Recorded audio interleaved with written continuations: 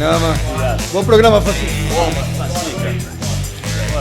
Fala, rapaziada, sejam todos muito bem-vindos e bem-vindas. Esse é o Link Esporte Clube, direto dos estúdios da Record Entretenimento, para trocar aquela ideia de manter por dentro de tudo que tá rolando no mundo da boleiragem. Aí você pergunta, o que o Tortorelli tá fazendo do seu lado? Ele sempre fica na sua frente. Hoje a bancada tá special. Hoje é um programa mais do que especial, né? Porque hoje a gente vai falar com um cara sensacional, né? Deixa eu te fazer uma pergunta, ele já foi campeão paulista? Claro, óbvio. Já foi campeão da Copa do Brasil? Sim. Já foi campeão brasileiro? Sim. Já jogou fora do Brasil? Sim. Jogou com o Ronaldo na Itália? Não só na Itália, o cara... Posso falar? O Ronaldo que jogou com ele, mano. Você tá tirando, velho. Ele tá do lado do Felipe Facincani? Sim. Nossa, quem está conosco hoje, Tortinho?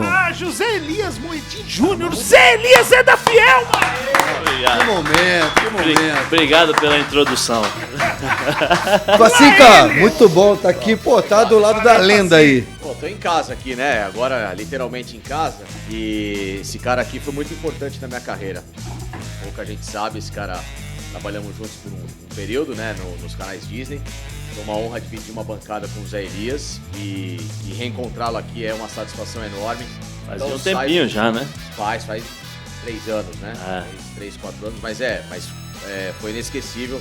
Você foi uma das melhores pessoas que eu trabalhei, não é porque você tá aqui, tá? Eu sou grato às pessoas que sempre me ajudaram, todos os toques, tudo que você fez pro meu conhecimento cada vez melhorar. Então, porra, que prazer te revê-lo, Zé. Prazer é todo meu. Zé da Fiel, seja muito bem-vindo. Obrigado. Cara, e você, a gente tá até trocando essa ideia agora antes de começar o programa, a tua transição de atleta pra comentarista foi assim, na sequência, né? Foi muito rápido, né? Eu parei de jogar com 32 anos, aos 29 eu comecei a me preparar pra ver o que eu iria fazer. Então foi por exclusão. Jogador, treinador, não.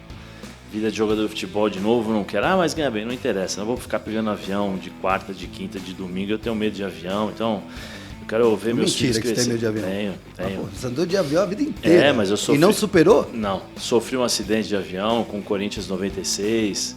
Então já tem alguns traumas. Pegava turbulência dia sim, dia não na Grécia. Quem morou na Grécia e quem viaja de avião lá internamente, tem muito vento, cidade com mar, né?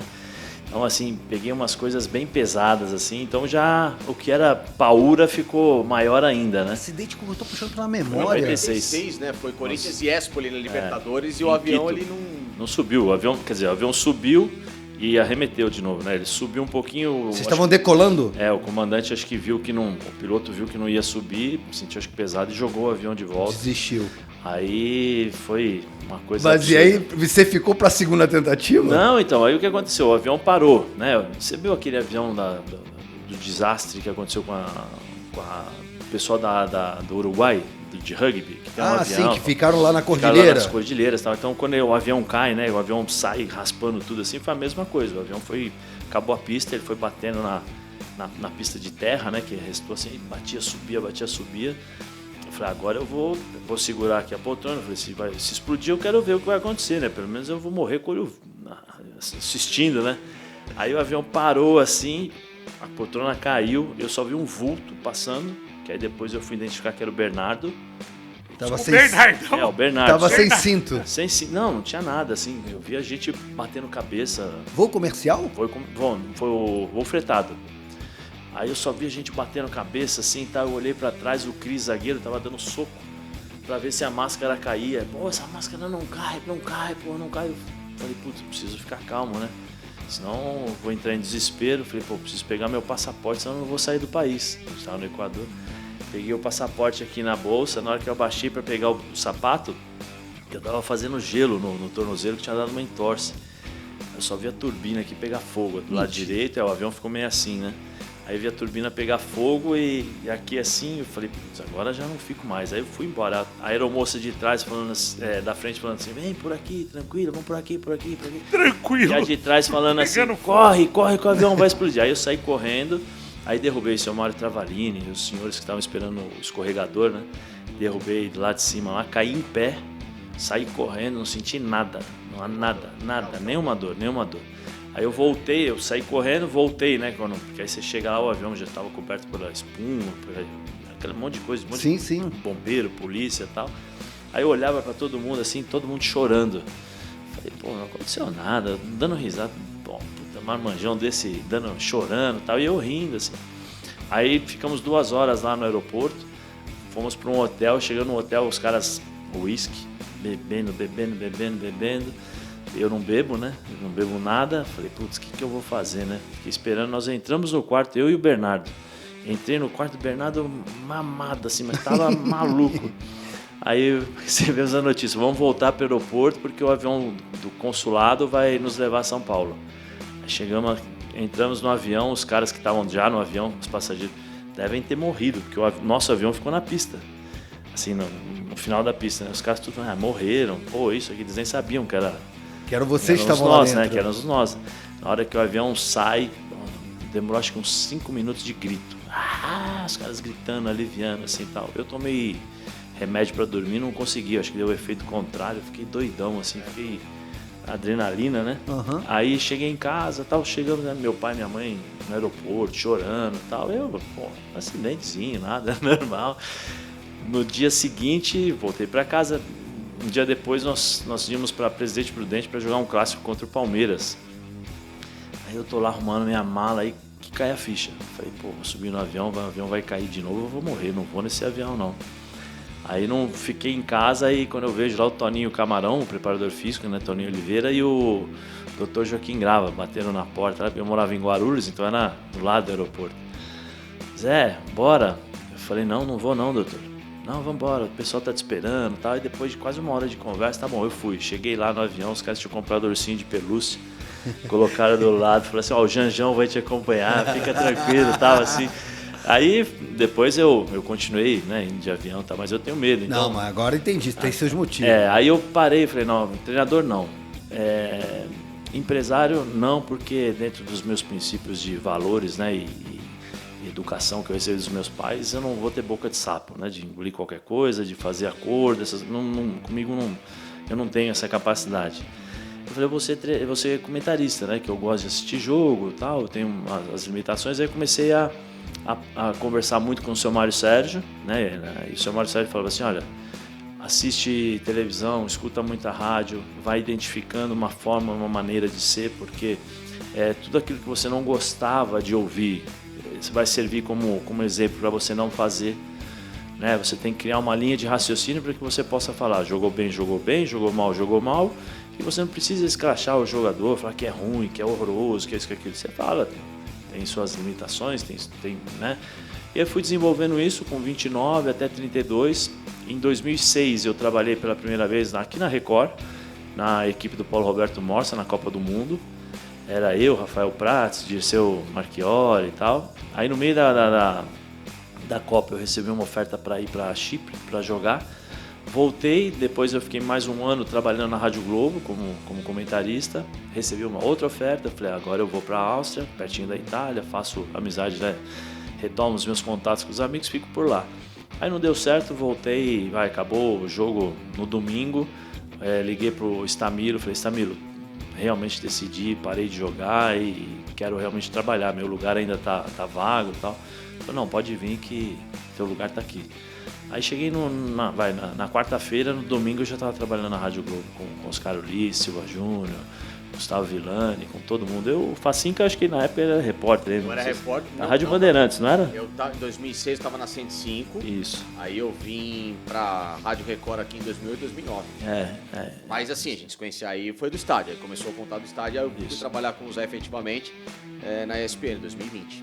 E você teve algum comentarista, algum comunicador que foi uma referência para você? Então, uma influência?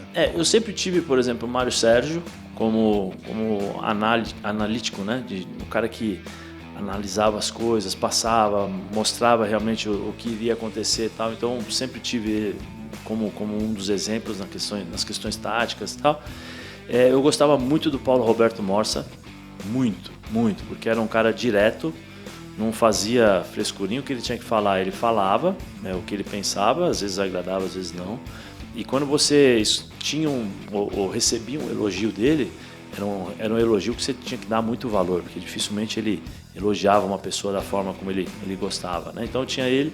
Depois você vai se adaptando, né? Vai vendo, eu via mais essas duas pessoas, dois personagens que para mim foram importantes nessa minha...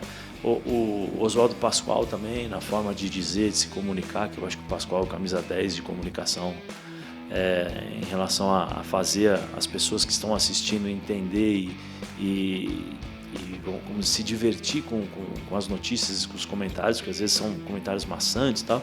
E eu acho que o Pascoal é esse cara que consegue fazer essa comunicação. E aos poucos, trabalhando no meio, você vai pegando as coisas, né, das pessoas.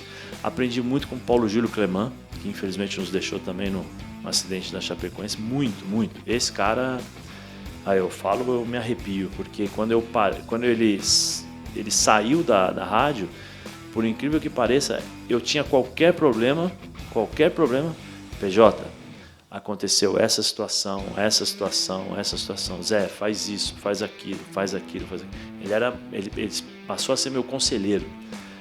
Um dos primeiros conselhos que eu pedi para ele foi o seguinte, falei, PJ, desculpa, né? Pediram para que eu chegasse na rádio 45 minutos antes do programa. Você chega a 5, 10 minutos, já vai direto pro estúdio, acaba o programa, você vai embora. Pô, desculpa, né, eu ter essa liberdade de perguntar, mas ele falou assim, Zé, é o seguinte, tudo que eu tinha que vivenciar e ver na redação, eu já vi. Porque ele era o cabeça da Rádio Globo, aí ele sentava com os Robertos Marinhos, né, com os Marinhos para poder decidir as coisas, e aí ele larga para ser assessor de imprensa do Ronaldo. Quando ele volta como comentarista. E ele fala, já vi tudo. Então, como eu não quero meu nome em fofoca, e redação é um antro de fofoca, que é perigoso, então o que eu faço? O que eu tenho que ler, o que eu tenho que estudar, eu faço em casa, eu vou direto pro programa. Acaba o programa, eu vou embora para casa. Eu não preciso ficar fazendo, né, ficar ali na redação e tal. Eu falei, não, beleza. E aí você vai pegando as coisas, né? Você vai entendendo como é que funciona.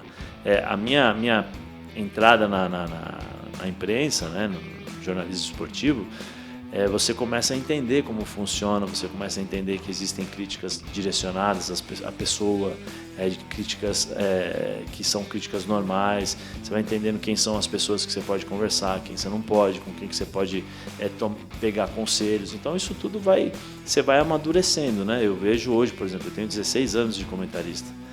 Eu sei que quando eu comecei lá, para analisar hoje, eu sou um cara totalmente diferente em algumas coisas. Não perdi minha personalidade, que eu falo o que eu penso, da maneira que eu acho que tem que ser. Mas você vai pegando experiência e sabendo como é que você fala, como não fala, como uma hora, né? Tem muita essa expressão dentro, bate a sopra, né? Que o pessoal fala, né? Então você percebe como é que funciona tudo e aos poucos você vai entendendo. Mas eu tive sorte, Laura, de ter os melhores professores ao meu lado.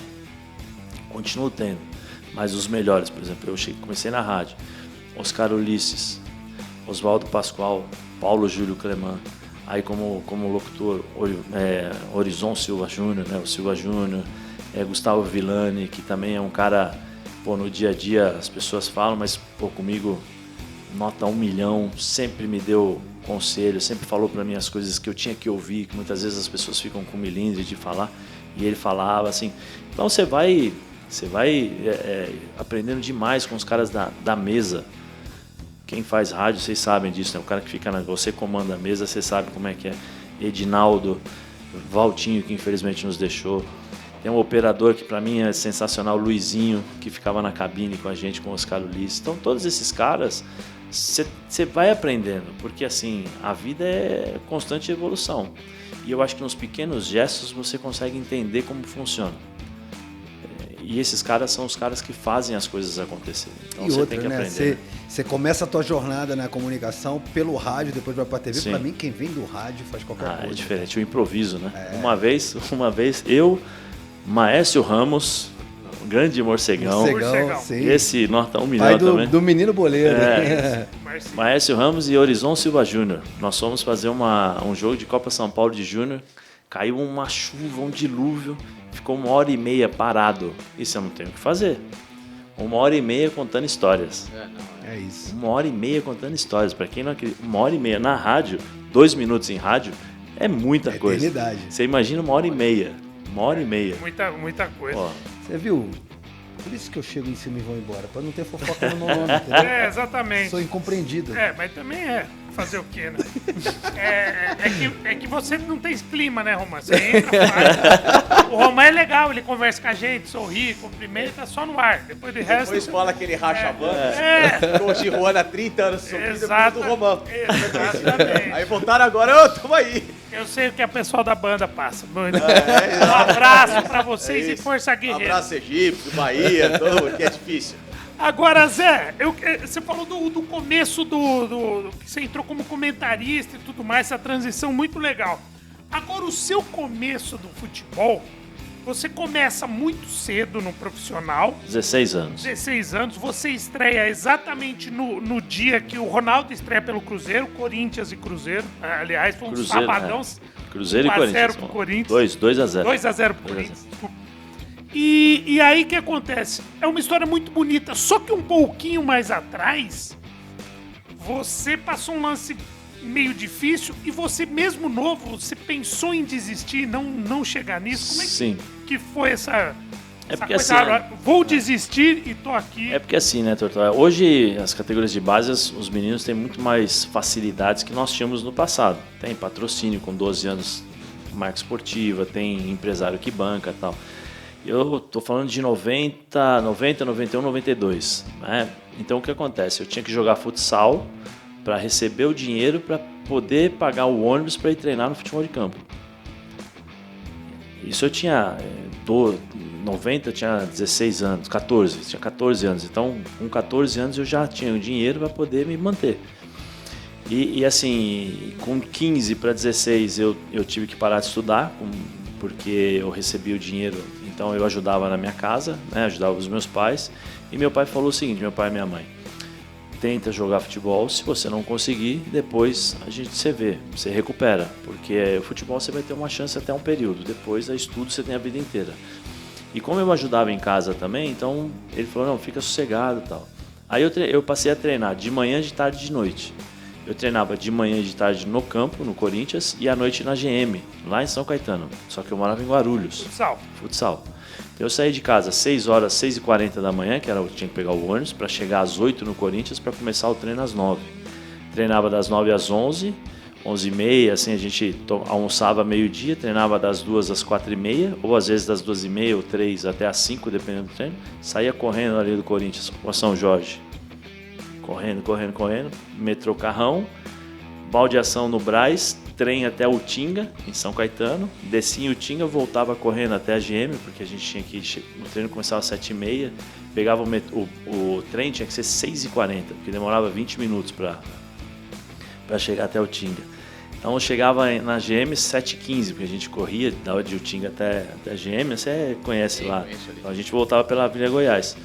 Treinava das 7h30, 15 para as 8. Antes do treino, comia uma coxinha, limão e Sprite com limão, que era o dinheiro que dava porque pulava catraca, às vezes fazia conta na lanchonete. Pra comer tinha que pular catraca. Porque o dinheiro era contado, porque eu tinha o dinheiro da condução e o dinheiro que sobrava eu dava para os meus pais para ajudar em casa. Treinava às 7h30 até umas 9h30, eu fazia treinamentos extras, né, com o Aranha, que era o goleiro, então chute de longa distância, aquelas faltas, então eu treinava e tal. Treinava passe, e aí 10 horas eu voltava às vezes de carona até o metrô Parque Dom Pedro, ou de ônibus. Então o ônibus era Parque Dom Pedro, baldeação até a estação Armênia pegava um ônibus, voltava para casa em Guarulhos, chegava meia-noite e meia, para acordar às 6. Eu fiz isso durante um ano e pouco. Quando foi em 92, meio de 92, eu, por favor, não me levem a mal, modéstia à parte, eu jogava mais futsal do que futebol de campo. E no futsal eu jogava já na categoria acima da minha, no juvenil. Eu não passei quase pelo infanto. Eu já jogava no juvenil, era eu, Fernando Diniz, Sandrinho Falseta, era esse o time, Sandrinho que foi campeão mundial e tal.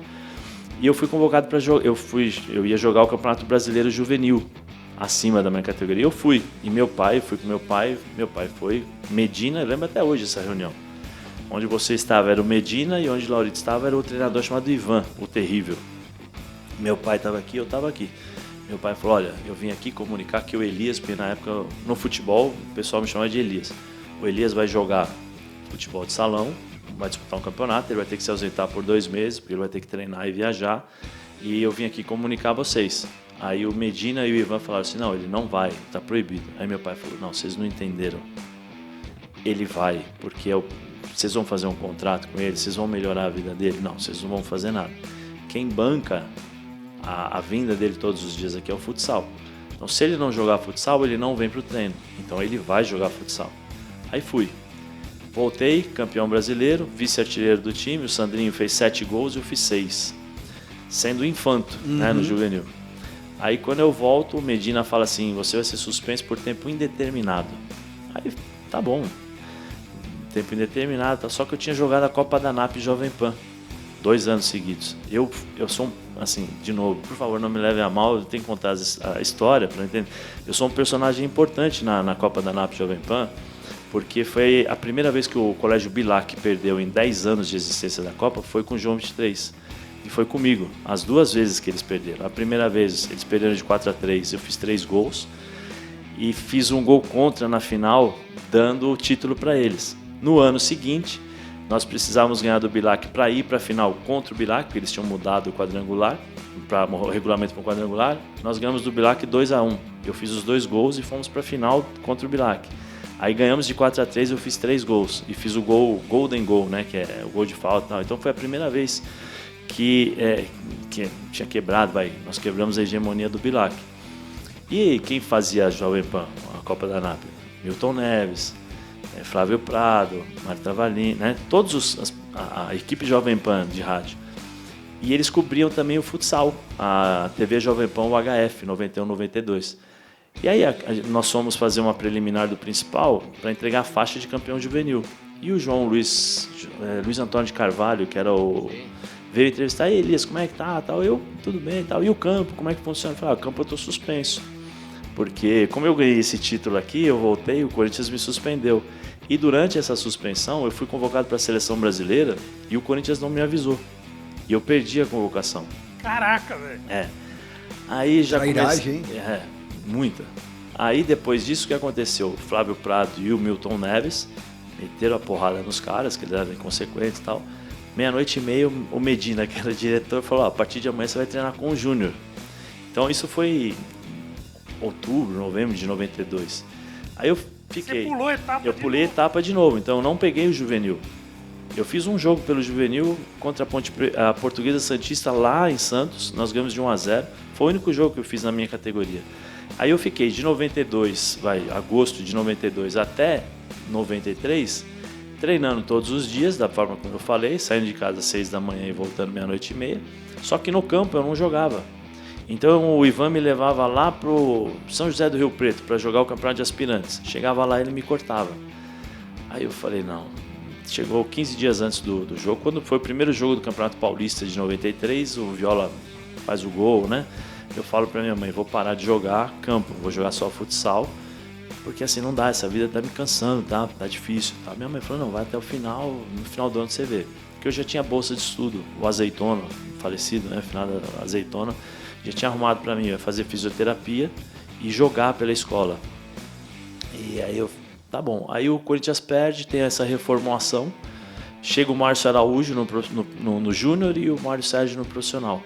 Aí o Márcio Araújo não tinha conchavo com ninguém, não tinha apartamento em Santos para passar final de ano, não tinha cesta da feira para comer as frutas durante todo o final de semana e tal. Colocou quem estava melhor, quem treinava melhor. E eu treinava bem. Aí ele me colocou para jogar contra a Ponte Preta no segundo jogo, né? Ponte Preta, perdemos e tal. Quando eu volto, no jogo seguinte, o Mário Sérgio manda todo mundo voltar, quem tinha idade de júnior, voltar para jogar no júnior. Então voltou o Gino, o Marques não, o Marques já estava jogando. Gino, Hermes, que tinha sido campeão mundial com a seleção e tal. Aí eles voltam, eu falei, vou ficar no banco. Aí o Marcelo hoje me coloca para jogar. Aí empata 1-1, eu faço a jogada do gol, brigo, sou expulso, mas assim, aí chega no dia seguinte, na segunda, o Marcelo hoje primeiro dá um esporro nos caras. Pô, vocês não têm vergonha? E assim, antigamente você não abria a boca, né, moleque? ficava quietinho assim e tal, embaixo das arquibancadas. Vocês não têm vergonha? Vocês estavam treinando no profissional até sábado, com expectativa para jogar no profissional, e vocês descem para jogar no júnior e depende de um menino de 16 anos para empatar um jogo? Vocês não têm vergonha, não? Pô, eu falei, os caras vão me dar porrada durante o treino agora. Aí ele fala, durante o treino, 5 meninos, 5 pessoas, eu vou conversar com 5 jogadores que trarão a identidade e vão treinar no profissional amanhã, na terça, e vão ser inscritos no Campeonato Brasileiro. Tinha feito 2 jogos em 1 ano e meio. Eu falei, não sou eu. Aí ele vem, fala comigo, na quarta-feira, na terça-feira eu treino com o profissional. O Mário Sérgio, depois de 20 minutos, tira a camisa do Embu e me dá o colete, né, de titular e fala, Garroto, você vai fazer isso. Garroto. Que ele tinha a língua presa. Garroto, você vai fazer isso. Aí eu roubei uma bola, toquei no Valber e o Valber fez o gol. Aí sofreu uma falta lá, o Rivaldo vai lá, bate e faz o gol. Acaba o treino, o Mário Sérgio falou, te cuida, hein, Garroto, 16 anos pra mim já é homem, amanhã você vai treinar com a gente. Aí, no dia seguinte, fui treinar no Júnior, o roupeiro falou, você tá maluco? As coisas já estão no profissional e tal. E aí, minha história foi assim.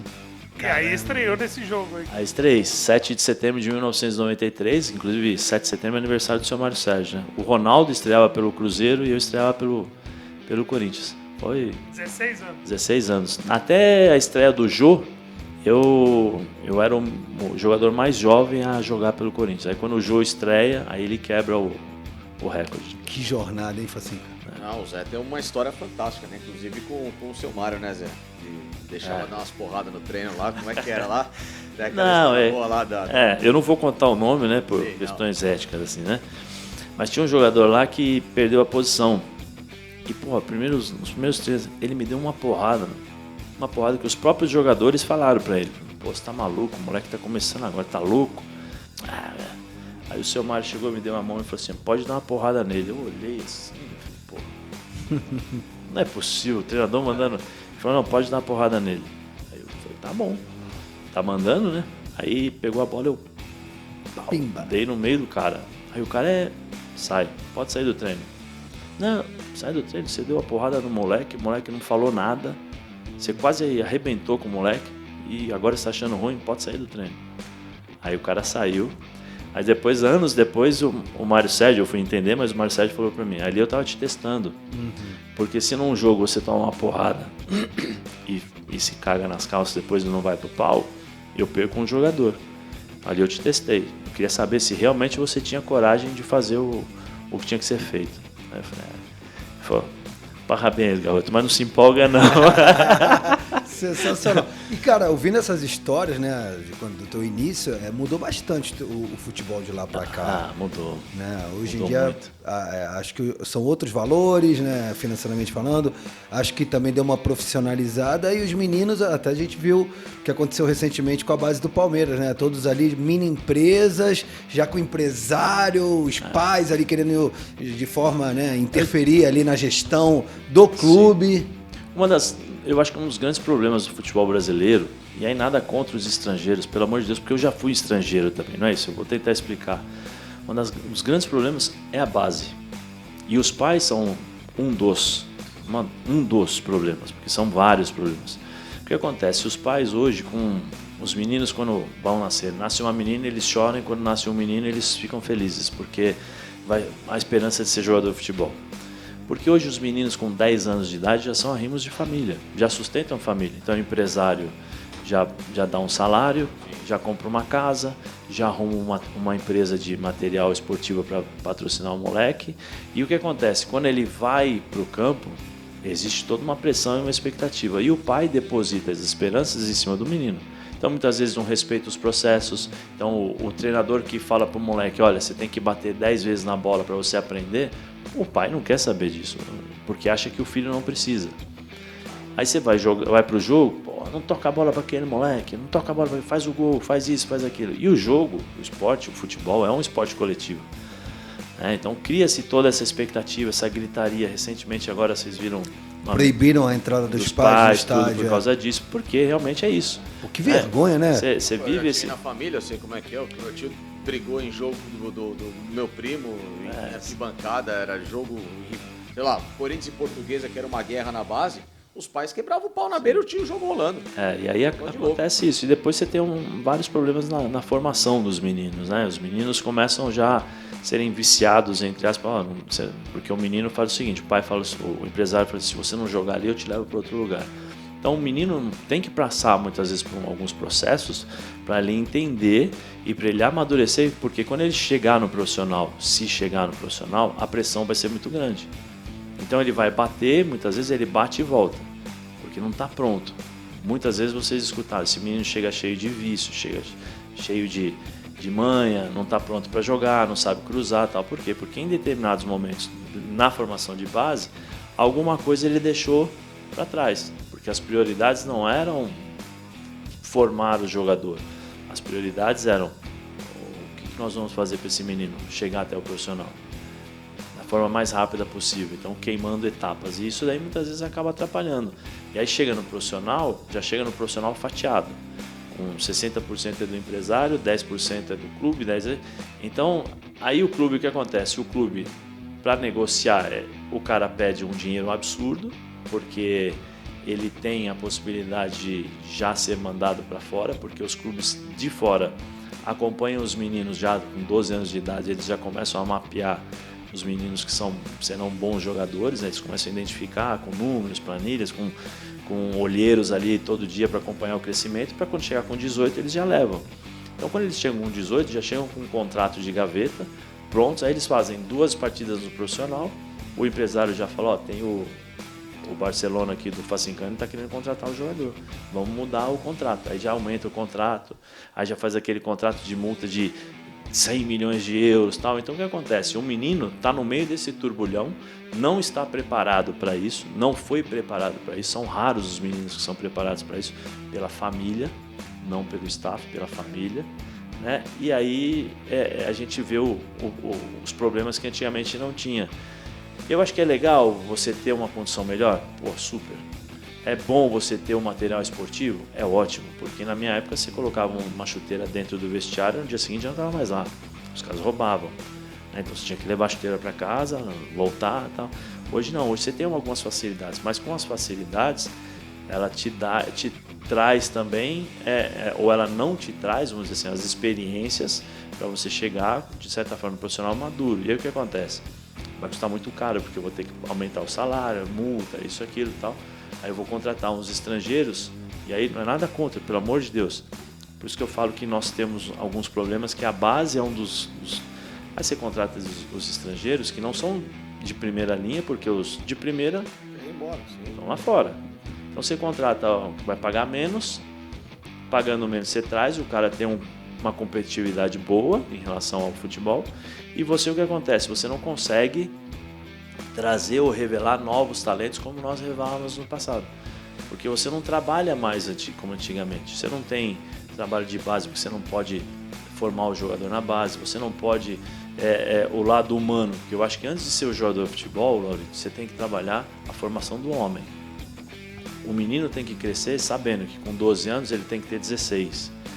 Quando ele chegar com 16, ele já tem que ter a cabeça de 20. Quando ele chegar com 20, ele já tem que ter a cabeça de 24. Por quê? Porque a cobrança em cima dele vai ser muito grande.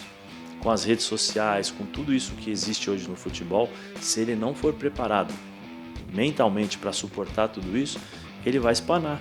Você viu o Endrick, quando chega no Palmeiras, ele tem aquele... Aí depois ele para e ele mesmo fala, eu senti a pressão, eu não aguentei tudo que aconteceu. São poucos que conseguem. Então, assim, eu acho que essa formação, na minha época, a gente aprendia de forma diferente. De novo, não quero que seja assim, mas eu acabei de contar para vocês aqui, nem sabia da tua pergunta. Tinha que pular catraca para ter dinheiro para... Eu tinha que ir no ônibus, ficar esperto para não me roubarem. No trem, quem anda de trem aqui às 6 horas da tarde no Metrobras lá, você fica esperto, mano. Com 16 anos você já estava olho de lince aqui, já estava olhando, mapeando para ver quem ia te roubar, quem estava olhando para você, administrar o dinheiro.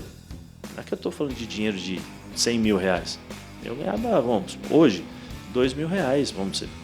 2 mil reais eu tinha que separar o dinheiro para a semana, o dinheiro para comer e o dinheiro para dar para meu pai. Entendeu? Então você tem que abrir mão de determinadas coisas para você lá na frente. E essas dificuldades moldaram o meu caráter. Então quando eu chego no profissional, no meu primeiro jogo, pode pegar aí, pode pesquisar. Vocês vão ver, se vocês pegarem a gravação da Bandeirantes, o China, Juarez Soares, fala o seguinte: primeiro tempo, o Corinthians fez 16 faltas, eu fiz 8. O China fala assim: menino não brinca em serviço, cada machadada é uma minhoca no intervalo. Por quê? Ali é o jogo da minha vida. Se eu não entro ali, não mato, né, não anulo o Marco Antônio Boiadeiro, talvez eu não estivesse aqui para conversar com vocês. Hoje os meninos já sobem no profissional com 4 anos de contrato, ganhando 300 mil, 200 mil, 150 mil. Então, assim, a mentalidade é outra. Ele sabe que ele tem 4 anos, porque o empresário já falou para ele: fica tranquilo, se eles não quiserem, eles vão te pagar o que estão te devendo, vão te pagar o contrato inteiro e eu te levo para o outro lado. Então, essa força que muitas vezes, o amadurecimento que nós tínhamos antes, esses meninos não têm. Talvez eles tenham um pouquinho mais de qualidade, um pouquinho mais de facilidades para encontrar determinadas situações, mas a personalidade que nós tínhamos no passado, que era formada e forjada nessas dificuldades, eles não têm. Não, mas com certeza. Sabe um assunto que eu queria também levantar contigo, pelo fato de você já ter sido jogador profissional e agora está do lado de cá? Como é que você está vendo o que muito se comenta em relação à disparidade financeira? A gente estava vendo esse Campeonato Brasileiro agora, comentei isso hoje com o Torto. Tive a curiosidade de ver os líderes das rodadas. E, cara, a gente teve uma hegemonia ali, Palmeiras e Flamengo, assim, com exceção das primeiras rodadas. Foi só Palmeiras e Flamengo. E parece que o Cruzeiro um pouco. Não esse ano, né? Já vem. São 10 anos. Se você pegar nos últimos 10 anos, você tira a exceção Atlético Mineiro e Botafogo. E acho que São Paulo, uma Copa do Brasil, né? Copa do Brasil, São Paulo. O Galo teve uma Copa do Brasil também. Mas o ano mas acho que o brasileiro acaba sendo o melhor termômetro o resto é por Palmeiras, ser regularidade, pontos corridos. O resto é Palmeiras e Flamengo. Você tem esporádico aí. Você acha que o futuro é virar, que o pessoal tá falando, vai ser o futebol espanhol, vai ser Barcelona e Real Madrid? Eu acho que já virou. Já virou isso. Palmeiras e Flamengo vão prevalecer sempre, porque estão atentos aos mínimos detalhes. O Palmeiras é sensacional do jeito que trabalha. O Flamengo, pela grandeza que tem, pela capacidade administrativa dos seus dirigentes, é uma maneira diferente. O Palmeiras forma jogador para colocar no profissional para poder vender. E forma porque tem um treinador, que aí o Abel, para mim, que o Abel tem a chave do Palmeiras. Então o Abel, olha, faz isso nas categorias de base. Por quê? Porque esses jogadores, quando chegarem no profissional, vai ter um tempinho para poder se adaptar, mas eles vão embora sozinhos. O Flamengo não. O Flamengo já é o cara, quanto que precisa para trazer o Facincani? 100 milhões? Então vamos trazer o Facincani. Então, 100 milhões. Mas o Facincani vai resolver o problema. Então são maneiras diferentes. São metodologias diferentes. Diferentes de administração, boas, fantásticas, com os pés no chão, sabendo que pode gastar e trazendo os resultados. Né? Então, assim, você Mas pode você fazer vê isso com bons olhos, essa hegemonia de 2 clubes? Não. Ou algo tem que ser feito para tentar deixar tudo mais... Não, eu acho que algo tem que ser feito. Para mudar tudo isso, você tem que fazer uma nova legislação especificamente para o futebol. Mas tem que cumprir, você não pode ter lado político. Não é porque é o Flamengo, não é porque é o Palmeiras, não é porque é o Corinthians. Não, é aquela coisa da justiça que é cega, que não tem que ver nada. Então é isso. Olha, nós temos um exemplo aí recente do Bruno Henrique, do próprio Vitor Roque agora, que teve o acordo e tal. A Conmebol, o que a Conmebol faz? O jogador joga na quarta. Na segunda está marcado o julgamento. O julgamento é assim, o que ele foi enquadrado? Inteligência artificial, né? Acho que é isso. Foi enquadrado em artigo 18. Beleza, artigo 18, 2 jogos. Segunda-feira já tem o julgamento, 2 jogos. Pronto, acabou. Vai cumprir já nas próximas rodadas. Tribunal de penas, né? Entendeu? Tribunal de penas. Eu acho que assim, a partir do momento que você começa a estabelecer isso, você tira o peso político e o peso da grandeza dos clubes. Depois a legislação administrativa. Não pagou? Fora.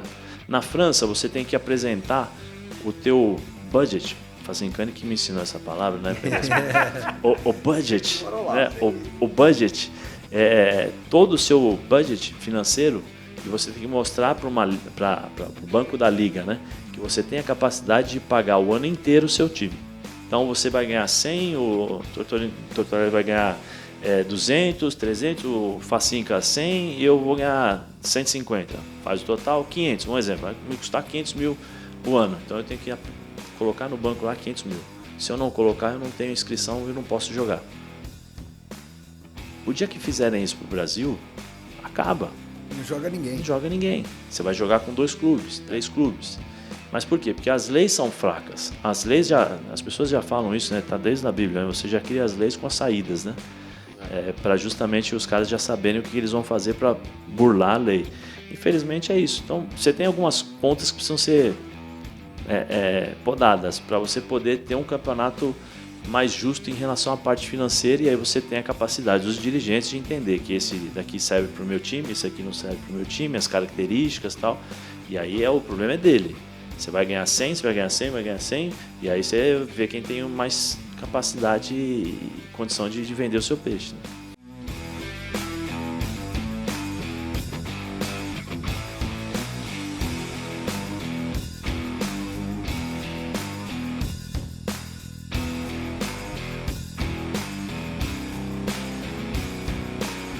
Cara, a gente estava falando aqui no início do programa, né, na apresentação do Zé, um pouco da tua história, da tua carreira, e aí eu citei a tua passagem na Internacional, né, quando você jogou com o Ronaldo. Sim. Como é que foi, cara, esse momento, essa convivência com ele? Porque o cara tinha diferenciado demais. Né? Eu acho que assim... E não só no Inter, né? Na Você seleção. tem uma ligação com ele...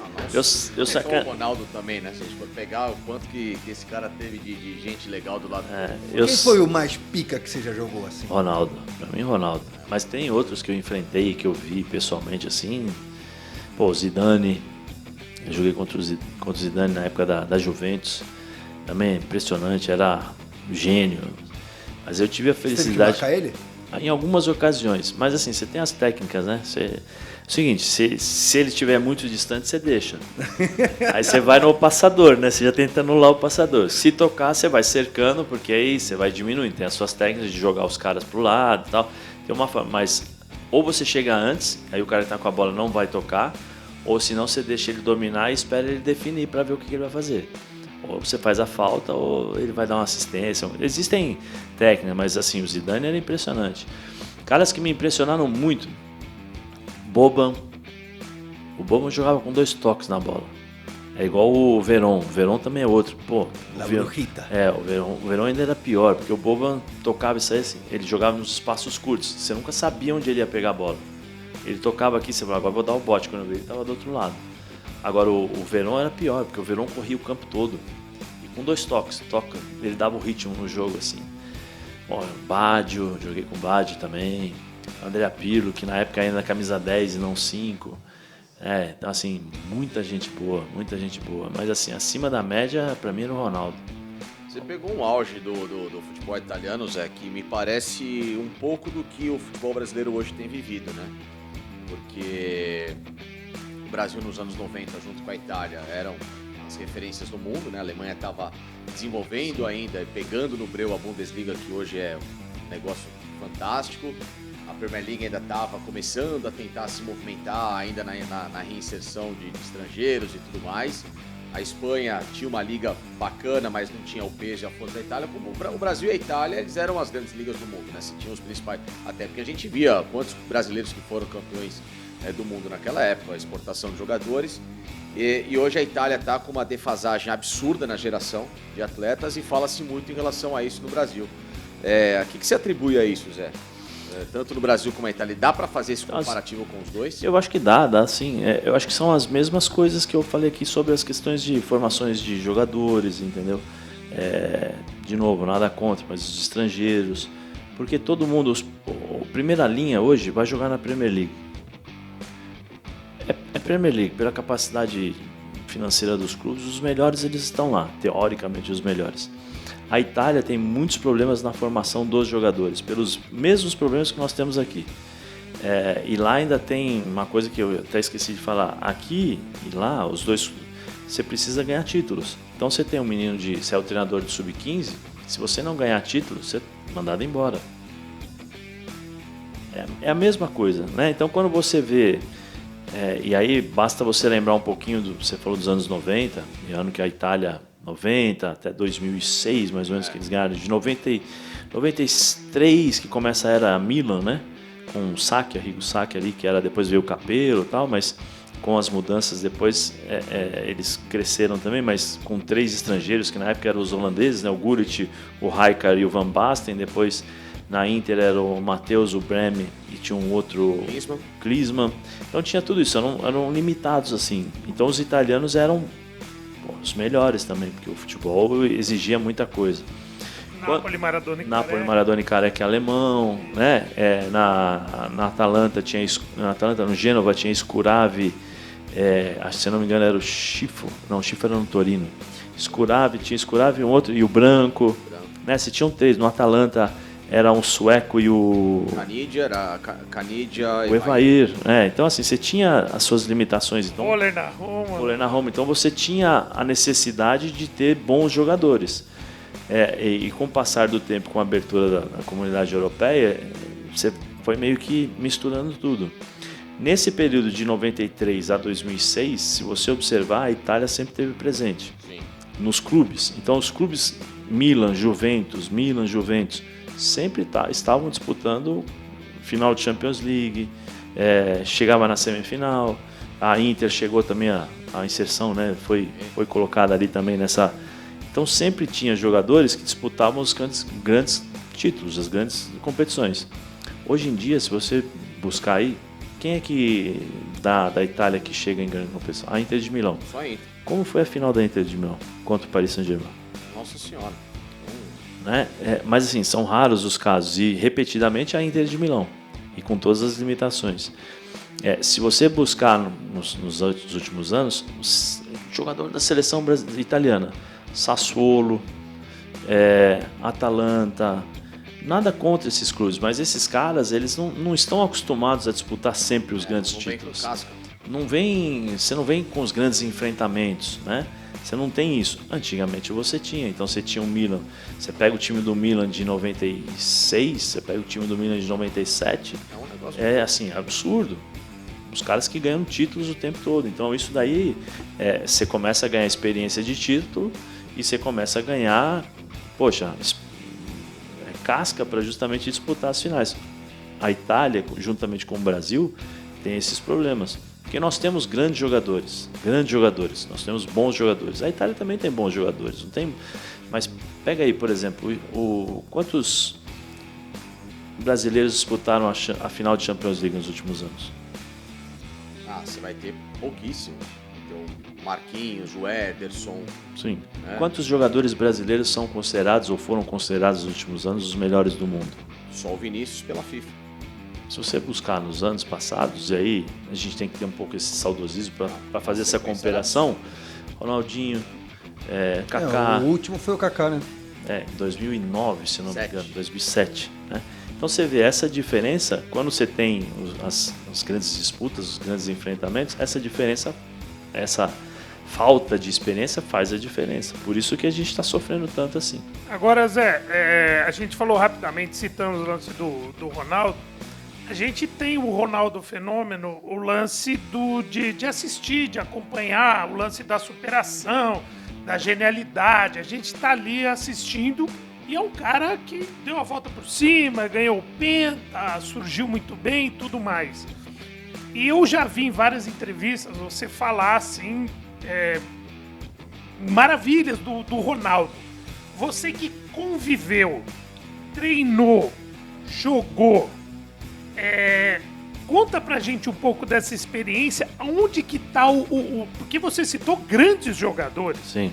Inclusive eu já ouvi você fazer comparativo com jogadores assim, tipo Romário, Messi, o CR7 e tal. Aonde que tá treinando, jogando e convivendo? No dia, onde que tá, qual que era o lance do Ronaldo? Onde que a magia acontecia? Eu acho que a magia acontecia pela capacidade que ele tinha de transformar as coisas mais difíceis do mundo nas coisas mais simples. Era muito simples, Torto. Ele fazia assim, ele ia 1 contra 1. Tô aqui, eu sou o Ronaldo contra o Laurito. Ele na cabeça, ele tinha 150 mil opções para fazer. O Laurito tinha 5. Eu vou pensar, ele vai para lá, vai para cá, vai para cá. Ele já tinha 150 mil na sua frente. Então, essa capacidade, genialidade de pensar e executar, são poucos que têm. Porque você pode pensar, Mas com a genialidade é difícil de você encontrar. E é tudo muito natural, porque ele treinava? Não treinava. Isso que era o que mais... Ele não era... Ele não era um leãozão de... Não, o que eu falo assim, não treinava assim as coisas técnicas. Ele não é uma coisa que ele ficava treinando. Por exemplo, eu ficava treinando. Cortar, lançar, entendeu? Fazer inversão de jogo. Não, o dele era natural. Então ele criava na cabeça dele os movimentos. Era o instinto, era natural. Isso que era o mais, eu acho que era o mais surpreendente para todos, porque não era uma coisa repetida. Você não tinha pedalada, você não sabia se era pedalada, você não sabia se era só aquela balançada, você não sabia se era túnel, você não sabia se ele dava o tapa na frente, você não sabia se ele ia te escorar e girar e chutar, você não sabia se ele ia dar o... Uma vez ele me deu um chapéu, assim, quando eu pensei ele já tinha chutado, porque a gente na Itália faz chama partitella, campo reduzido. A escanteio bateu assim, na hora que eu fui na bola ele deu um tapinha assim, sabe aquela bola que vem raspando assim? Aí eu tentei, na hora que eu virei ele já tinha chutado. Então assim, era absurdo. Você falou da falta, que ele fez um gol no Buffon e ele não treinava a falta. Não treinava a falta. Ele treinava o seguinte, ele falava, Zé, vem cá, 10 bolas, pega 10 bolinhas pra mim aí, Zé. Aí eu pegava, eu vou tocar aqui, você toca do lado que eu vou chegar chapando. Tá bom. Tocava 10 bolas, direita, esquerda. Chegava no jogo, aí você percebia que era o que ele fazia. Mas os dribles, ele não fazia, era da genialidade dele. Isso é o futsal, né? Só que eu acho que a maior arma que ele tinha era a simplicidade de fazer as coisas. E o dia a dia no vestiário, como é que ele era? Gente boa pra caramba. O cara simples demais, olha. Gente boa demais. Sacaneava todo mundo. Eu e ele, a gente sacaneava. Ele era sacanear. Uma vez a gente combinou, né? Ele pegava assim o Zamorano, ficava dando, ele enfiava o dedo na comida. Enfiava o dedo na comida do Zamorano, assim. Aí, o Zamorano já tava na reserva dele. Sacaneava, enfiava o dedo, assim, porque a gente brincava assim, né? Aí tinha eu, o Ronaldo, aí o Aaron Winter e o Zamorano. E a gente, muito parceiro, aí sacaneava. Aí a gente combinou com o Aaron Winter, né? O Aaron falou assim, Ronaldo, como é que você tá, tal? E o Ronaldo falou assim, tô preocupado, que o gerente do banco me ligou, tal. Eu falei, tá bom, aí combinamos, né? Combinamos, o Zamorano correndo assim. Aí o Aaron, Rony, como é que você tá, né? Tá tudo bem? Aí eu, tô preocupado, né? E o Zamorano olhando assim, o que foi, Ronaldo? Não, o gerente do banco falou que eu preciso, tô com um problema, tal, né? Aí ele mexe, mas que problema? Não, é que tem 150 milhões e eu preciso mexer, tá? O Zamorano olhou assim. Mas assim, era tudo na brincadeira. Uma vez eu falei pra ele, Ronaldo, futebol é bom, né, meu? A gente ganha pouco e se diverte. Ele falou, você ganha pouco, eu ganho pra caralho. Fale por você! Você. Assim, assim, eu confesso que ele me surpreendeu no jogo do Adriano, porque assim, fazia muito tempo que eu não o via. Desde a época que ele jogava no Corinthians, voltou, tal, eu não vi e tal. E eu falei até levei meu filho pra lá pra assistir, né? Eu falei, ele falou, e aí, pai, como é que você tá? Eu falei, legal, tá, só tô assim, um pouco apreensivo, né? Porque faz tempo que eu não vejo o Ronaldo e quando ele jogava eu falei que não jogou bem, jogou mal, sabe lá como eles... Eu falei, mas também pode ser uma coisa, ele tá cagando porque eu falei, né? Não tá nem aí, eu acho que ele nem se preocupou com isso, né? Mas você fica na apreensão por ser um amigo, porque eu tenho o Ronaldo mais irmão do que amigo, né? Pelas coisas que nós passamos juntos, os problemas que ele passou e tal, eu tava junto, então você acaba, né, vivenciando isso, tanto que, por exemplo, quando ele volta da Copa do Mundo de 98, todo mundo metendo a porrada nele e tal, ele veio na Pinetina e tal, falei, fala garoto, parabéns. Dei um abraço nele, assim, não falei nada, falei só um abraço, falei parabéns, jogou pra caramba e tal, tranquilo, precisando de alguma coisa, você pode me chamar, sabe assim, porque eu sabia que tava... Então acho que isso era uma coisa que mexe bastante. E nesse dia do jogo do Adriano, eu falei pro meu filho, falei assim, tô meio apreensivo, né, porque, faz muito tempo, desde 2006, eu acho que foi a última convocação, a última vez que eu vi e tal, que eu falei, mas assim... Aí, eu tô dando entrevista, assim, ele... E aí, garoto? E sobe, assim, bate na minha cabeça e tal. Falei, pô, é o viado, chegou, né? Não mudou nada. Ele, 9 anos depois. falei, pô, ele mesmo. Vocês assim. ganharam junto a posição na seleção de na- base, né? No mesmo jogo com que... Na Olimpíada, 96, porque assim, titular era o Sávio e o Amaral. Começa o jogo contra o Japão, primeiro tempo ele tira o Sávio e tira o Amaral. Aí me coloca eu e o Ronaldo. Nós dois entramos juntos. E aí não saímos mais. Aí eu brinco com ele, brincava, né? Agora já falei, pô, onde eu vou, você, pô, dá um tempo aí, né? Falando em seleção, cara, não tem como deixar de tocar na pergunta que não quer calar, né? Até foi feita essa pergunta pro Ancelotti na última coletiva que ele deu. Em relação ao Neymar.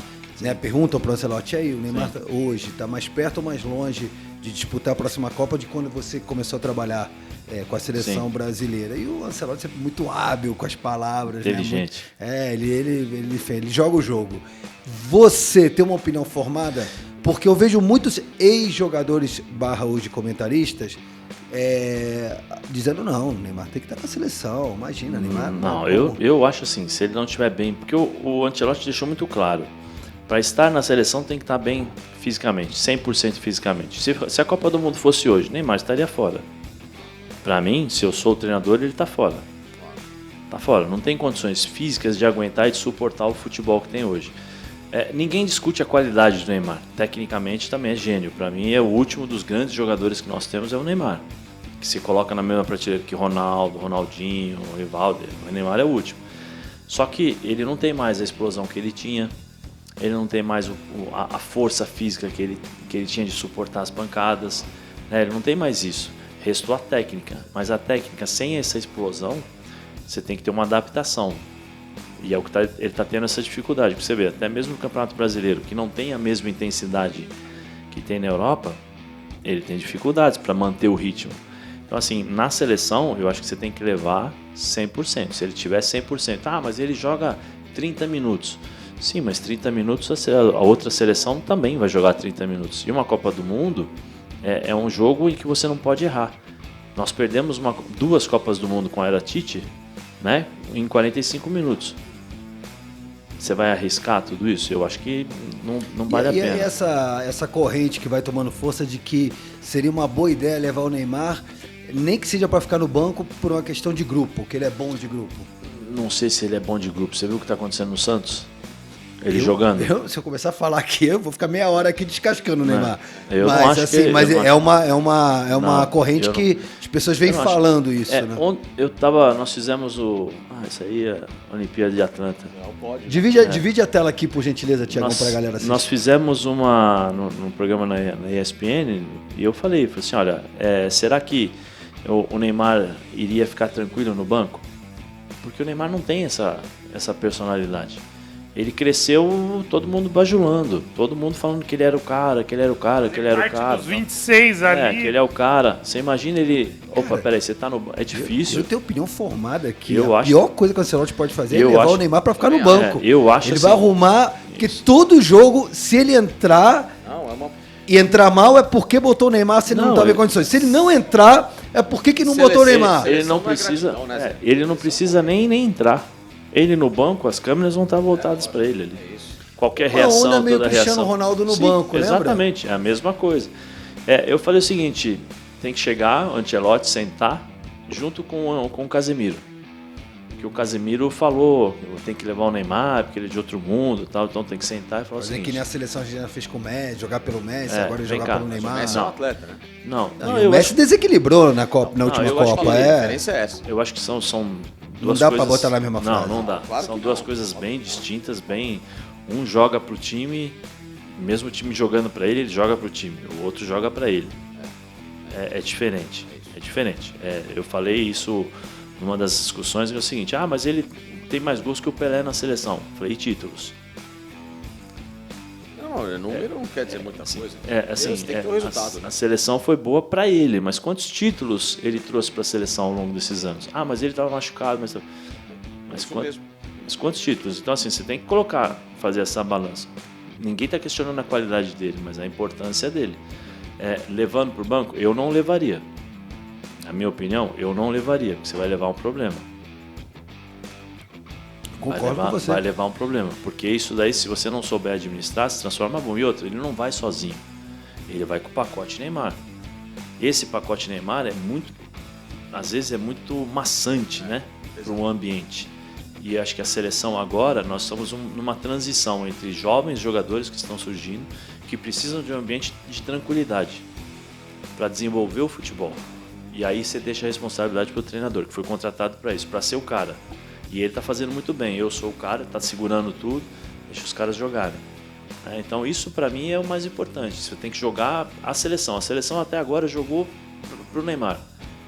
Todos os treinadores, se você buscar aí, o Dorival falou, não, se o Neymar estiver voltando, eu vou fazer um sistema para jogar para o Neymar contra a Argentina. E o Neymar com 15 minutos de jogo. Você não pode pensar isso. Você tem que fazer a seleção jogar para a seleção, né? O líder é aquele que faz todo mundo jogar bem. Não é que o líder é aquele que faz todo mundo jogar para ele decidir. O líder não é isso. Eu, particularmente, acho que não é isso. Dentro do exemplo que eu tive durante toda a minha carreira, o meu líder que eu seguia era o cara que melhorava todo mundo. Todo mundo. Não que eu tinha que jogar por ele. Se não dá a bola, o cara levanta, grita, xinga, faz aquilo. Não, isso não. Então eu não sei. Eu particularmente, não levaria. Agora, vem cá, 100%, você aguenta essa pancada? Você aguenta correr? Você aguenta marcar? Você aguenta se dedicar?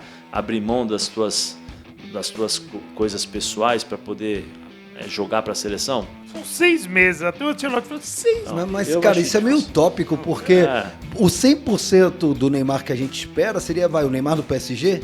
Não, nem do PSG. Não, Barcelona? Acho que é o Neymar do Barcelona. Esse não existe. Qual é a chance do Neymar voltar a jogar o que ele jogava no Barcelona? Não, isso eu acho bem difícil. Bem difícil.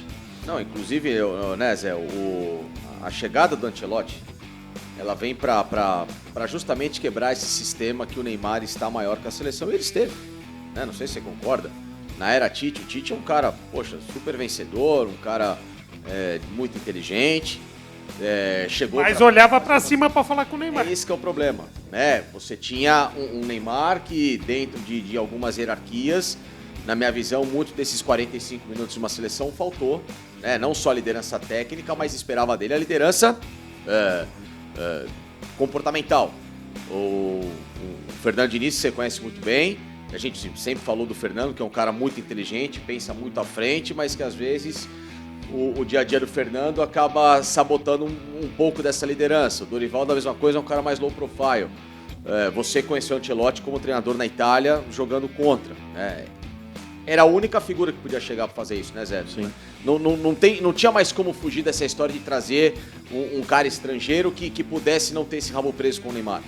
E em cima do que você está falando, eu acho que hoje ele voltar atrás nessa decisão de não ter convocado o Neymar em todas as oportunidades. Acho que nem irá, porque ele chegou para isso, né, Zé? Não, e outra, só complementando o que o Facinca falou, eu acho que esse foi falei isso em algum momento aqui já no Link Esporte Clube. Esse foi o maior cartão de visitas que o Ancelotti botou quando ele chega no Brasil. Eu não vou convocar o Neymar. E ele vai contra todos os treinadores. Ninguém pra ele. E até o Tite, que é o cara que eu respeito o Tite, aliás, eu admiro o Tite, acho o Tite um baita treinador, mas nem o Tite teve a manha de fazer isso. E o Ancelotti teve. Então, agora, ele voltar atrás, não tem o menor sentido. Nenhum treinador brasileiro iria fazer isso. Talvez o Vanderlei Luxemburgo, que era o único que eu acho que teria a capacidade de bater de frente com o Neymar. Talvez. Pela forma de ser do Vanderlei. Mas o Vanderlei fala que levaria, né? Nós perguntamos, o Vanderlei nem contesta o fato do Neymar. Isso é algo que, né? Ele falou que isso é algo que nem... Mas teria... chamaria o Neymar, né? Mas conhecendo, por exemplo, conhecendo o Vanderlei jamais aceitaria o que ele fez com o Dorival. Ah, sim. Conhecendo o Vanderlei. Aí você transporta ao longo dos anos e traz para a realidade de hoje, o Vanderlei não iria aceitar nada disso. Conhecendo o Vanderlei do dia a dia do Vanderlei. O Vanderlei fora de uma rodinha de pênalti, jamais. Não. Ali teria que ser do jeito dele. Se não fosse do jeito do Vanderlei, tá fora. Porque ele não vai prejudicar o trabalho. Tem situações no Santos, de novo, não vou falar nomes aqui, que nós tivemos problemas seríssimos e o Vanderlei na reunião falou o seguinte: se perder hoje,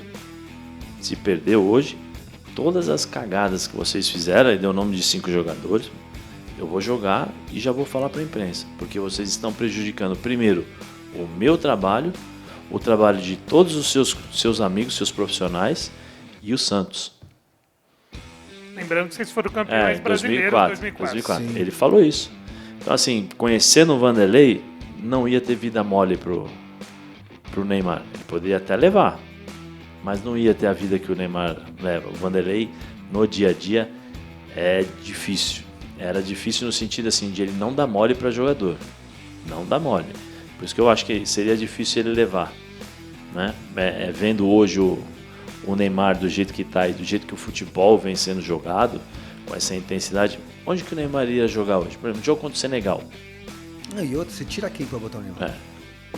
Quem tá fazendo a função ali, Sim. o Matheus assim, Cunha se todo mundo- matando pelo time, roubando Não bola. tem, Ele não tem, Tortorelli, hoje não tem mais você jogar com 10 jogadores. Dificilmente você vai jogar com 10 jogadores. Você vai jogar nem com no um. clube.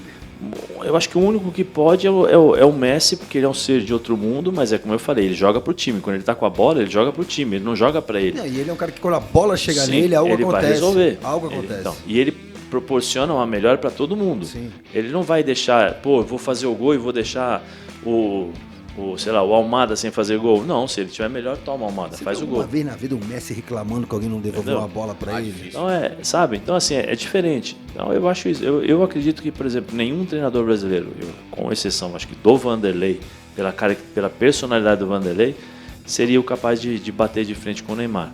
O resto, vem cá, Neymar, o que você vai fazer? E o que o Ancelotti tá melhorando a seleção, acho que todo Sim. mundo concorda. Dá pro torcedor sonhar com a próxima Copa? Ou pouco tempo? Não, eu acho assim, tem pouco tempo, mas nós temos bons jogadores, mas eu não coloco o Brasil como grande favorito não, como era no passado. Eu acho que o Brasil, Quem você vê assim como os favoritos? pra essa França, próxima? eu acho a França muito forte, a Espanha muito forte, a Alemanha, Portugal tá chegando bem também. Portugal, timaço.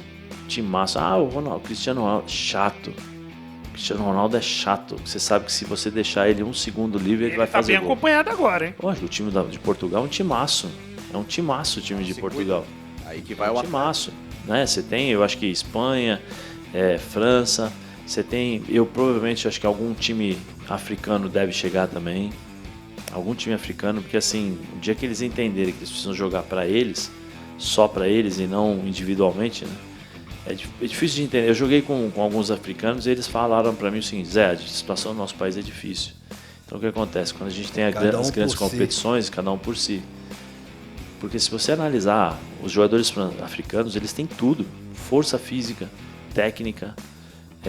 Hoje com a Europa, né? Porque cada dia que seleção passa eles francesa tá cheia de seleção africano. francesa, se eu não me engano, terminou o final da Copa do Mundo com todos os jogadores negros, né? Descendentes de africanos. Então, assim, é uma seleção muito forte. E os africanos, eu acho que daqui a pouco eles vão bater na porta e falar: estamos chegando aqui. E vai ser difícil de tirar, eu acho. Marrocos bateu na trave na última Copa, Sim, né? Fez uma semifinal. Fez. Que a África Árabe é ainda mais habilidosa, né? Que aquela Sim. que é já mais próxima do futebol europeu. Eles têm uma noção de jogo, tá? Eles não são fisicamente tão fortes como a África Central e do Sul, né? Que são jogadores mais pomposos, né? Fisicamente falando, mas é de uma mistura de habilidade. E Zé, você não falou em relação a essa história da chegada do Ancelotti, né? E principalmente é um momento em que precisa o Brasil tomar um choque de realidade com o que está se fazendo de mais brilhante na Europa. Não é imitar a Europa, mas é trazer alguma coisa que saia dessa zona de conforto, dessa briguinha de ego, de o estrangeiro pra cá, o país pentacampeão. Eu sou bem claro assim em relação a isso. Eu jamais serei contra estrangeiros. Jamais. Eu já fui estrangeiro. Sim. Eu sei da dificuldade, mas só que o que os estrangeiros trazem muitas vezes para nós não temos. Mas o estrangeiro tem que ter qualificação. Mas qual é a sua qualificação? O que você entende por qualificação? Precisa ganhar títulos. Nem sempre o cara que ganha títulos é o cara que vai te trazer algo, né? E todo mundo merece uma chance, independente se ele é da Argentina, do Japão, da Rússia, não importa. Traz, testa, dá a possibilidade, dá a oportunidade, depois você vê. Aí se ele não for bem, é um mundo corporativo também. Sai. É isso. Você não pode ver, porque ele é estrangeiro. Não interessa se ele tem qualidade. Se você acha que ele tem qualidade e merece uma chance, dê a ele.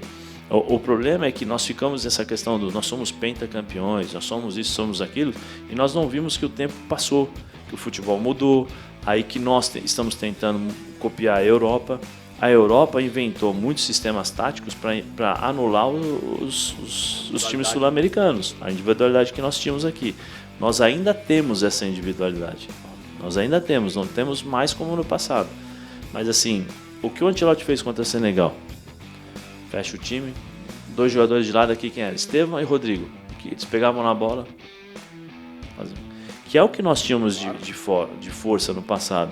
Eu acho que você tem que se adaptar ao que é o futebol hoje, intensidade de marcação, pressão e tal. Mas com a bola nos pés, Torto, toma, bate pra cima. Faz isso, porque essa é a forma de você, muitas vezes, inibir o adversário. Você assistiu Itália e Noruega. Primeiro tempo foi ruim, né?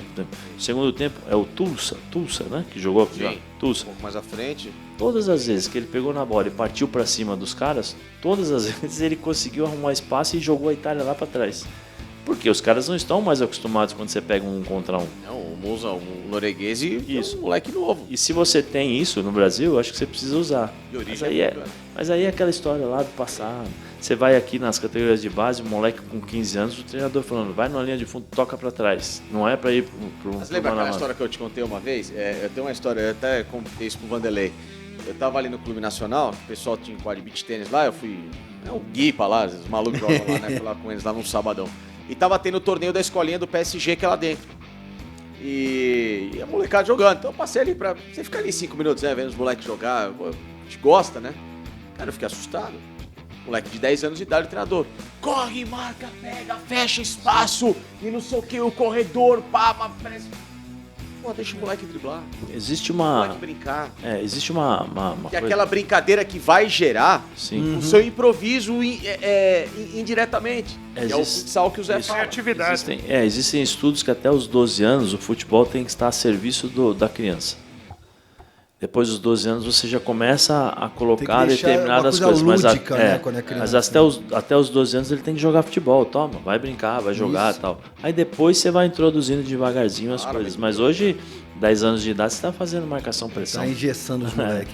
Ô Zé, eu tô muito... rapidinho, quem é esse Ancelotti? Por que o Ancelotti é tão diferente? O que você lembra dele na Itália como treinador? Que você deve ter pego ele na Juve e no Parma, né? Não lembro. Eu joguei contra ele no Parma. Do Parma, né? Por que ele se tornou tão diferente? O que ele tem de algo a mais para ser colocado, na minha visão, ele tá na prateleira, se não for dos 3, mas dos 5 maiores da história do futebol. O cara tem 5 Champions, ganha Liga Nacional nas 5 principais ligas. Prateleira Guardiola, Klopp. Não tem mais o que fazer. Falta justamente o título de Copa porque ele nunca treinou uma seleção. Né? Mas por que ele é tão diferenciado e as pessoas param e olham pra cima do jeito que assim, muito treinador qualificado não olhava? Eu acho que primeiro ele tem uma base de futebol interessante, que é a base italiana, que já é um começo, você tem de onde partir, né? E depois, com os times que dirigiu, e à medida que ele foi ganhando, ele foi se adaptando aos times. Ele é uma pessoa inteligente, então foi mente aberta, foi abrindo os olhos, foi entendendo o que estava acontecendo com o mundo do futebol, o clube onde ele se encontrava, né? E aí foi melhorando. No Real Madrid, não adianta ele jogar como se joga na Itália. Eu quero jogar com o time para frente. Eu tenho característica para isso. As pessoas contrataram jogadores para isso, tá bom. No Milan, como é que ele jogava? Fechadinho, esperando, tocando a bola, posse de bola, mas um time bem organizado defensivamente. E tudo isso ele leva para o futebol. A primeira entrevista dele, perguntaram para ele qual é a cara do Brasil. Ele falou assim, não sei. O Brasil pode marcar pressionando, o Brasil pode se defender e sair no contra-ataque, o Brasil pode marcar numa meia pressão no meio campo, ou seja, ele não ficou amarrado a certos estigmas e rótulos do futebol italiano. Ele é uma pessoa inteligente. E isso faz dele a diferença, porque ele entende o que precisa ser feito para cada jogo. Ele, como eu falei, ele tem uma base de onde começa, ele já falou, agora ele já deu 94, né? 94, bem fechadinho. time organizado, por quê? Porque é o que ele vai precisar para uma Copa do Mundo, um time que não toma gol. E lá na frente, ele sabe o que os caras vão fazer. Dois laterais de segurança, Militão, Alexandre ali. Aí eu ponho coloco 2 volantões ali, né, que é o Bruno e o Casemiro, fechadinho, e tenho esses caras de lado de campo de frente, que se movimentam, que eles vão fazer Então eu vou fazer o simples, eu começo já a dar uma cara daquilo que eu quero. E eu acho que essa é a grande virtude dele. É uma pessoa inteligente, que não fica preso a rótulos.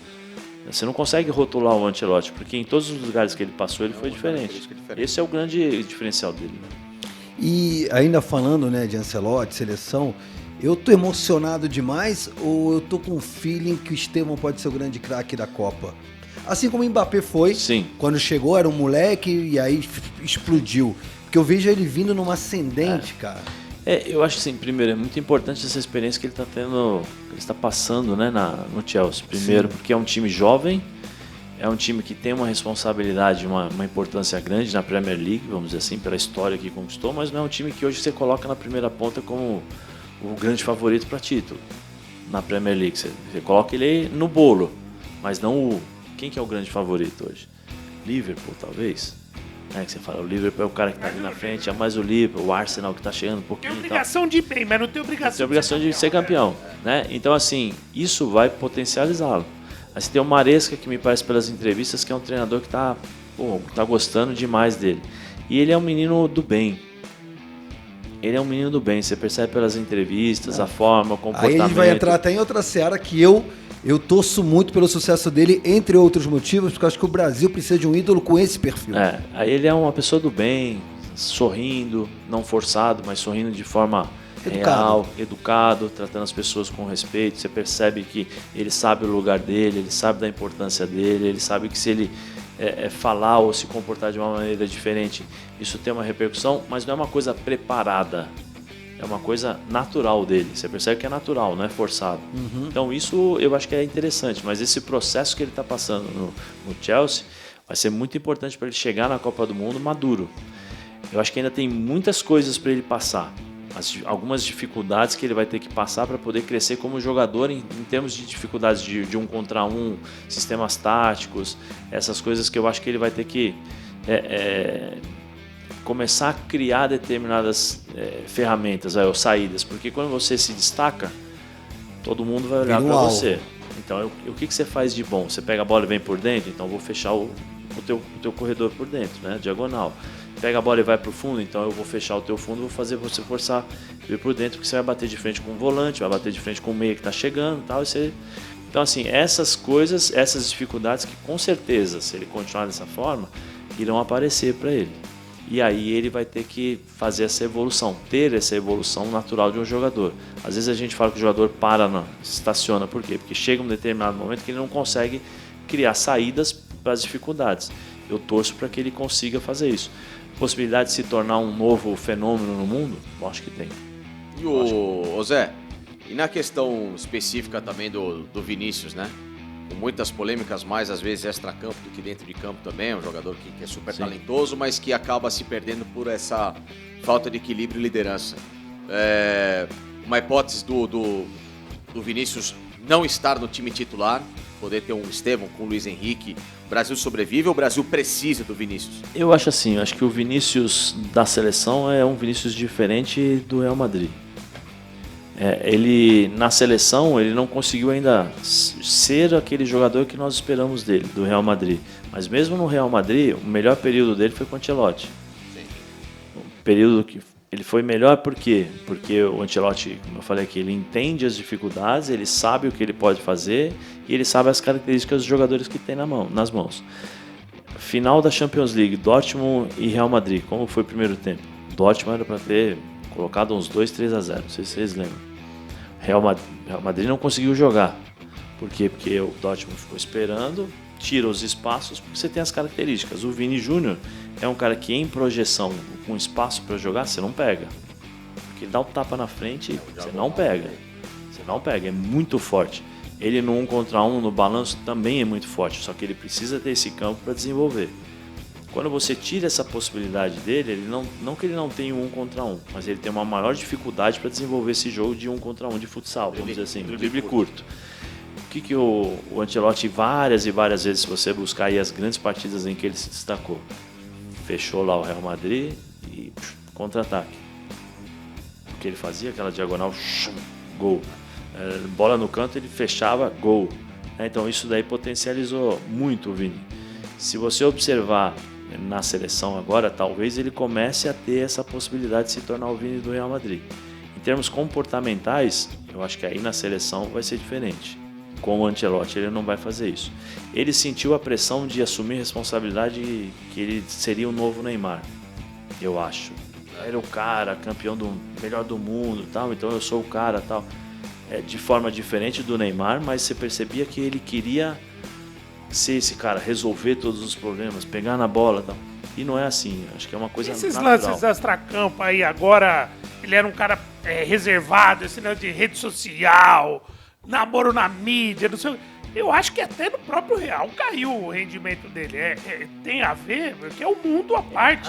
Às vezes isso pode atrapalhar sim, pode atrapalhar. Não sei, eu não conheço o Vinícius. Ou é assim. uma coincidência muito grande. Mas não, tem... às vezes sim, porque você divide teu foco, né?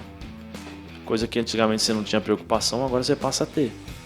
Então talvez isso possa atrapalhar. E o Vini, cara, é muito maluco o que tá acontecendo com ele, porque ele é um cara que comprou uma briga, né, contra o racismo, Sim. parece por causa nobre, respeito máximo. É um cara que se posicionou, bateu de frente na Europa, né? Ainda tem esse plus, né? E num piscar de olhos, num estalar de dedos, agora o cara virou chacota por causa desse novo namoro. Assim, a imagem, né, do Vini, que era a referência de combate ao racismo, um cara, porra, aquela celebridade que entende sua importância dentro de uma sociedade e se posiciona, né? Assim, Sim. respeito máximo. E agora o cara passa a frequentar página de fofoca e vira notícia porque a namorada tá ganhando massagem do personal que tá mordendo o beicinho. Virou chacota, cara. Tem que tomar, por isso que eu te As falei. portas da Copa do Mundo. Por isso que eu falei, que às vezes você divide suas atenções, coisas que você não estava acostumado a fazer antes, você passa a fazer. Aí você tem que colocar na balança se isso vai te atrapalhar ou se vai somar ou se vai te atrapalhar. Aí a questão do Vinícius, como eu falei, eu não sei o Vinícius como é, o staff, eu não sei como é que funciona, mas ele vai ter que pesar nisso, vai ter que pensar Mas o nisso. Ancelotti tá atento, você viu que chamou ele para uma conversa ali, particular. necessário. Até na coletiva o Ancelotti falou, não, ali era uma conversa particular. Enfim, boa sorte pro Vini. Rapaziada, abrilhantando o Link Esporte Clube de hoje, mas muitas palmas, Zé Elise, Zé da Fiel. Obrigado. Cara, ficaria aqui mais 3 horas conversando. Mas não antes, contar uma historinha do Lucha pra nós. Que ele conversa, porque você falou do Lucha chato, o Lucha que cobra, o Lucha que não falaria não e não sei o quê, mas ele também... Você quer me ferrar, né? Você né? Era. Você quer Aqui você pode. Shell, né? Você quer passada pro Shell, né? Eu nem falo nada. É? Não, ele fica tímido. Não, o que eu posso falar de história dele? Poxa, o Vanderlei era... tem uma história que, assim, eu fazia imitação dele, ele não sabia ainda, né? Então chega no lanche da noite eu ficava, puxa, aqui, tem que jogar, porra, sabe assim, né? E o Ricardinho Traíra falou pra ele, falou assim, o Zé Elias te imita. Pô, nós fomos jogar contra o Fluminense, que o Felipe, aquele, né? O Felipe dando elástico mais. Maestro. Aí antes do jogo, foi dar a preleção, deu a preleção, tava assim, só um minuto. Zé Elias, vem aqui no meu lado. Eu falei, putz, vai me dar uma dura, né? Vai me... Vem cá, tô sabendo que você me imita aí na minha frente agora. Quero ver se você faz disso mesmo, se você é homem, porra. Aí eu peguei e imitei, né? Falei assim, Ronaldo, você tá gordito aqui no Real Madrid, você vai ter que sair pra abrir caixa de areia, pô. Se não fizer caixa de areia, você tá assim e tal. Aí ele começou a olhar assim e tal, né? Filho da puta, começou a me xingar e tal. Aí fomos pro jogo. Chegamos no jogo, porra, 15 minutos de jogo. O Felipe balança um, eu tiro e tal, balança a segunda e tal. Na terceira eu roubo a bola, toco, for dar o pique, senti a coxa posterior. Troca. Acaba o primeiro tempo, eu tô lá fazendo gelo. Ele passa assim, tá vendo?